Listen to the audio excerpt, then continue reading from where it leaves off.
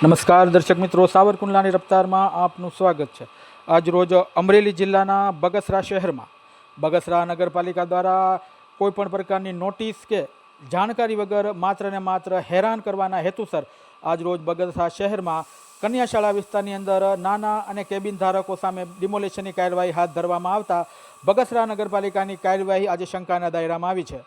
લોકો આક્રોશ સાથે કહી રહ્યા છે કે શહેરની અંદર રાજકીય લાગવગ અને પીઠબળ ધરાવતા અનેક લોકોએ દબાણો ખડકી દીધા છે, પરંતુ બગસરા નગરપાલિકા જાણે એવું બતાવી રહી હોય કે ડિમોલેશનના નિયમો માત્ર ને માત્ર ગરીબ અને નાના તેમજ મધ્યમ વર્ગ લોકો માટે જ છે। તેથી બગસરા નગરપાલિકા આજ રોજ આ ડિમોલેશનની કાર્યવાહી કરી નાના ધંધાર્થીઓને હેરાન કરી રહી હોવાનો પણ લોકો આક્રોશ સાથે વાત વ્યક્ત કરી રહ્યા છે। ત્યારે સવાલ એ ઉઠી રહ્યો છે કે શું બગસરા નગરપાલિકાને રાજકીય લોકોની પીઠબળ ધરાવતા રાજકીય માફિયાઓ દ્વારા કરવામાં આવેલા બિનકાયદેસર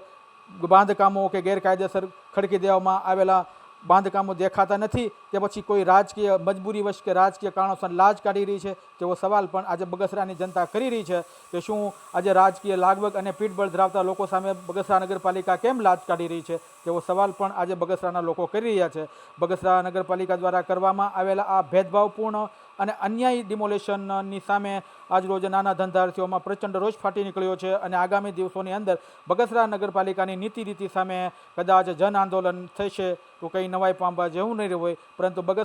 નગરપાલિકાના સત્તાધીશો આજ રોજ પોતાની શાસક તરીકેની ફરજ ચૂકી ગયા હોય તેવું પણ નાના ધંધાર્થીઓ અને કેબિન ધારકો કહી રહ્યા છે। Bureau report, Savarkundla રફતાર, ગફ્ફાર Shah Rafai, Bagasara.